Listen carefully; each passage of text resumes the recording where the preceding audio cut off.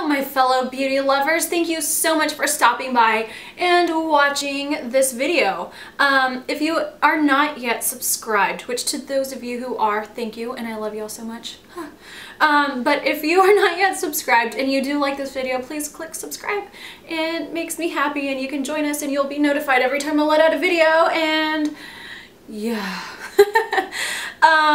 Today, but first of all, once again, to all my, I'm sorry, I just ate cookies. My son just brought me a cookie and I just, to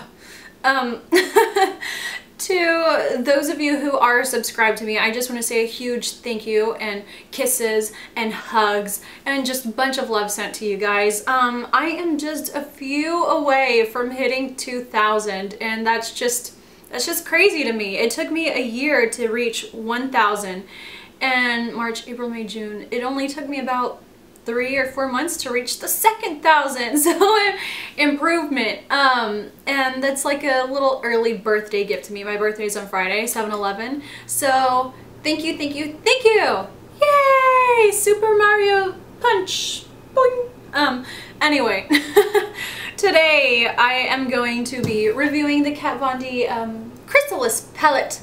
I don't know why it came out like that. Chrysalis palette! Today I am reviewing the Chrysalis palette. 2 weeks ago I had done a eyeshadow look with it and I said that I would do a review over it, so that's what I'm doing today. Finally. And I'm surprised I'm actually doing this. I have strep throat right now. Hooray! And so I haven't been really feeling up to filming, but I was like, I need to do this. And so I'm getting my butt up out of bed and I'm doing this. Let's see. Yeah, so let's get into the details of this baby.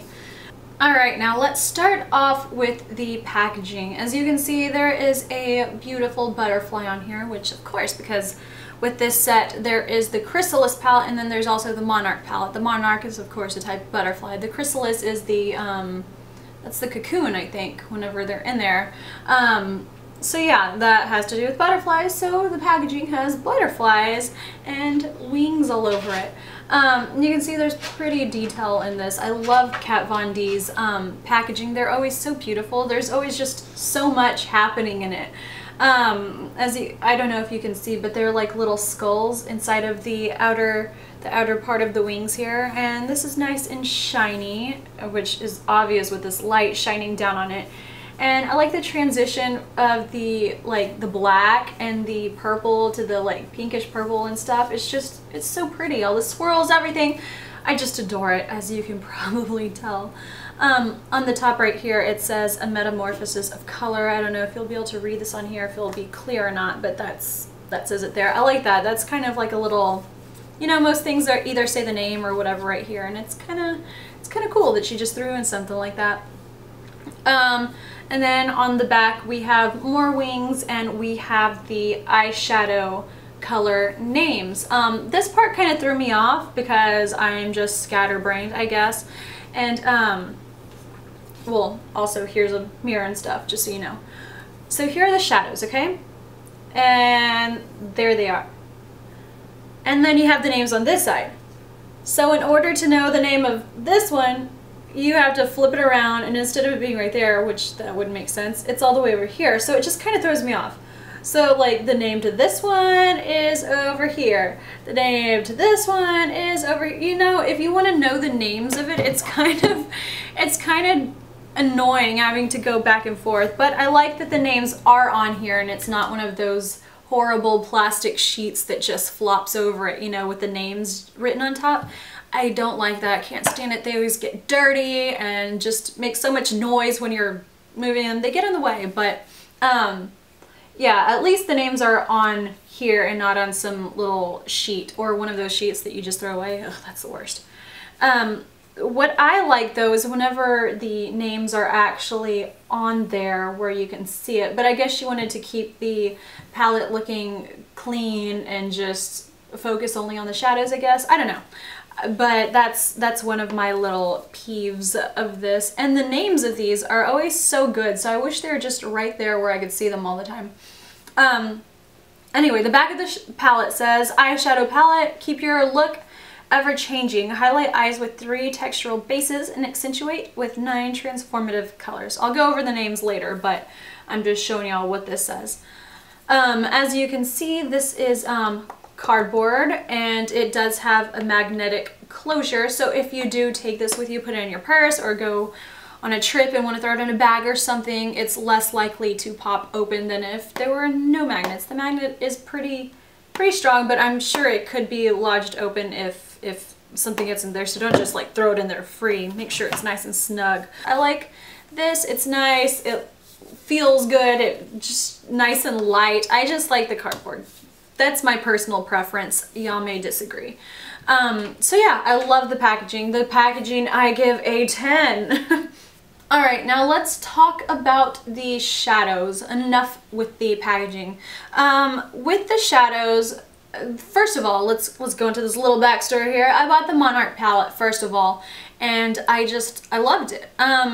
I picked that one up first because I tend to go toward warm colors. I use warm colors more often than I use cool colors, which these are all obviously cool colors.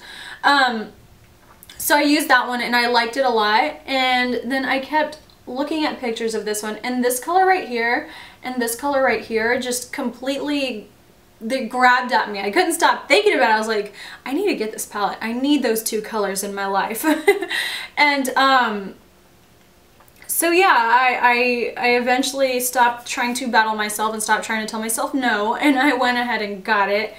And I played with it there in store, and I realized that this one and this one, which grabbed my attention, go on kind of real sheer. Like they don't go on, they just kind of meh, you know?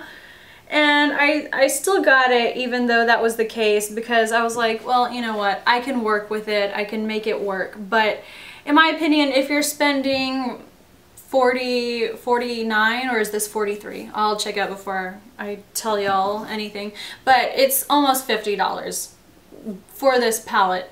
If you're gonna spend that much money for an eyeshadow palette, I think that they should all stick on perfectly, you know?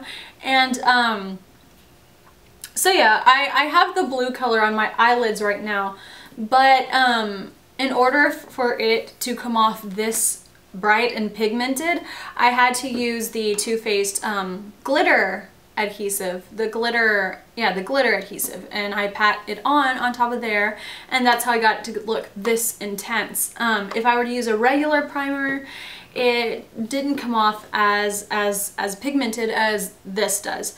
So those colors can work if you want to work with them, but they're pretty. I love these colors, so at least I got it to work somehow. All the rest of them have great pigmentation. This one right here just goes on and it is gorgeous. There's just so much glitter. If you're a person that likes glitter, then actually this whole palette probably isn't for you. We have this one, this one, this one, that one. Does this one have glitter? No. That one, that one, that one, and that one all have glitter on them. So you only have 1, 2, 3, 4 shades out of the 12 shades that are matte and not glittery. So if glitter is a problem for you, I would probably pass up on this palette. But like I said, I love glitter, and this one, like I said, it goes on and it's just like shing, diamonds of the world all collect on my eyeballs. I like that one a lot. Yeah, like I said, they all go on well. The one that probably annoys me the most is this color right here, this pink one with a little bit of glitter. I think that one is called Lucid. It goes on kind of crumbly, like it's real powdery. I don't know if you can see this, but I will show y'all up close later. And you put it on and it goes on just fine, but it's just real powdery. It falls off everywhere, and the pink kind of flakes off, but you're left with these huge chunks of glitter everywhere. I used that one in a look the other day, and I put it's just, you dip the brush in there and so much of the product goes onto the brush that it's absolutely unnecessary, and I tap off the brush and there's just so much that falls off of the brush. it's real, it comes off of the pan real easily, I guess is what I'm trying to say. Real powdery. It doesn't go on your lids like that. Like whenever you put it on your lids, it doesn't look bad, but there's a lot of stuff that just, a lot of fallout, and I don't like that. It seems like that product, that color will go away real fast if that's how it is, because it's just real crumbly. So yeah, those are my complaints about this palette. All the other ones work really good. Alright, so let's now talk about how these babies blend. With lower quality palettes, like with the Coastal Scents Revealed palette, I noticed that even though the you can get the look to look very similar to the Urban Decay's look, with the Coastal Scents one, whenever you go to blend it out, it kind of tends to go everywhere. Like, it's real easy to get the colors real muddy looking, so you have to be really careful with those. That's not the case with this. This is a good blending palette. You put it on there and the colors are there, and you have to use a good blending brush, of course, as with anything. And you know, once you start blending, the colors will blend out. Some of them are you have to work with them to blend them a bit more than the other ones, but that's how it goes with a lot of palettes. Like the darker colors, the darker colors are on, they want to stay there, so you just have to go and, you know, use your blending brush and it's fine. But they don't muddy up easily. I mean, they can, of course, if you sit there and you're just like, ah, blend everything. You know, something not good is gonna happen. So if you take your time, you're careful with them. With anything else, it works great. I like it. And yeah, these shadows are real. I think they're decent to work with. They're good to work with. I like them. One thing that kind of bugs me about these is that with other eyeshadow palettes that I have, I like to pack on the light color all over my lid, and then I like to go over this half with a darker color or something, and you know, it all works well. You blend it together and all that good stuff. With these, I've noticed that once I get, like, let's just say that I pat this all over my entire eyelid, and then I want to go into the outer corner here with this color. Whenever I try to go on top of this color with this color, it tends to not want to stick. It's like, no, I'm here, I'm still in the spotlight, you're not going on there.